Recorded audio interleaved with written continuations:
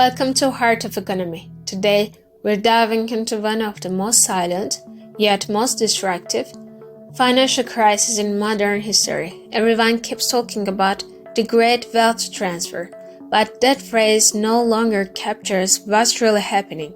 Because this isn't just about money changing hands between the rich and the poor. It's about something far deeper. It's about money itself losing its value. Yes, you heard that right. This is not a wealth war. It's a collapse of trust in money. Across the world, governments are quietly draining the wealth of their citizens, not through taxes or confiscation, but through something much more subtle, currency debasement. You wake up one morning and your salary, your savings, your investments all buy a little bit less. That's the Great Repricing, and it's already underway.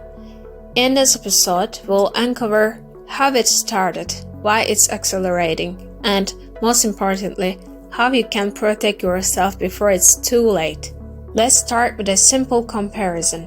When you can't balance your personal budget, you cut spending or take out a small loan. Governments, on the other hand, do something far more dangerous. They borrow endlessly and print money to hide it. Today, the United States national debt is closing in on $38 trillion. That's not just a number. That's the silent confession that the system no longer works. For decades, governments have spent more than they collect in taxes. When tax revenue falls short of political promises, debt fills the gap.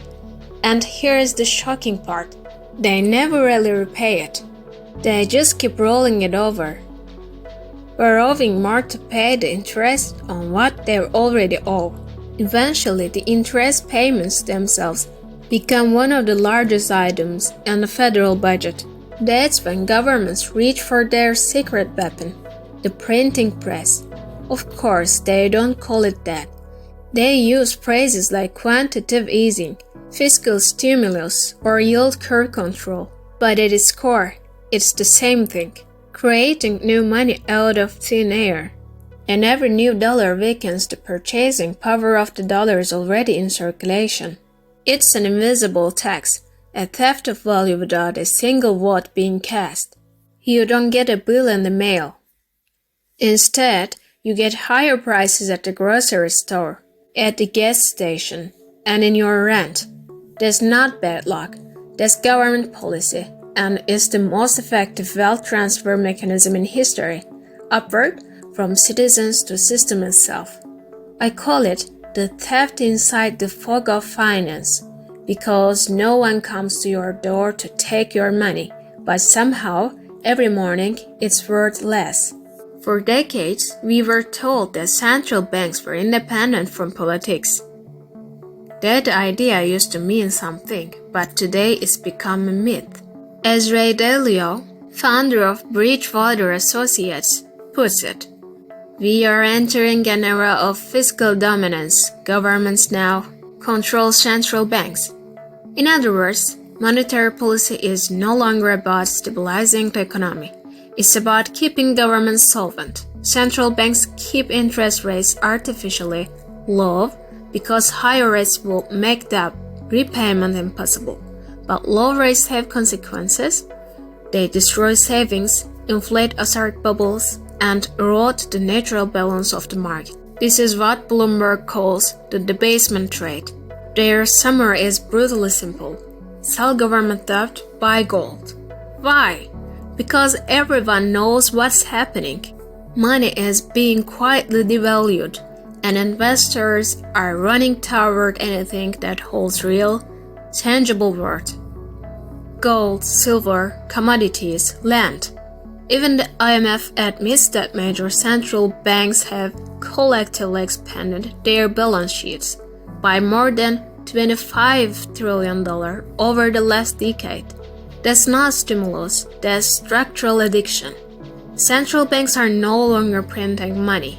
They are stealing time, delaying the inevitable collapse. But time, as we all know, is the most expensive currency of all. None of this is new. History has seen this play out countless times. Back in ancient Rome, emperors diluted gold and silver coins with cheaper base metals to finance wars and public panic. For a while it worked. It always does, at first. But soon, merchants and citizens realized that the coins had lost their true worth. Confidence evaporated, inflation exploded, and the empire began to crumble from within. Today, the exact same thing is happening, only this time, it's digital. We're not melting coins, we're expanding balance sheets. Rome debased its currency physically, modern governments debase it electronically. Different tools, same outcome, the delusion of purchasing power. The US Federal Reserve's balance sheet has exploded to over $25 trillion. That's the largest monetary expansion in recorded history. And just like in Rome, each new issuance erodes trust a little more. Because when money loses its meaning, society loses its foundation. What we're witnessing right now is what economists call the Great Repricing. It's not a crash, it's not a boom. Is a total reset of value. As currencies lose credibility, the prices of real assets, gold, silver, land, energy, are recalibrating to reflect that loss of trust.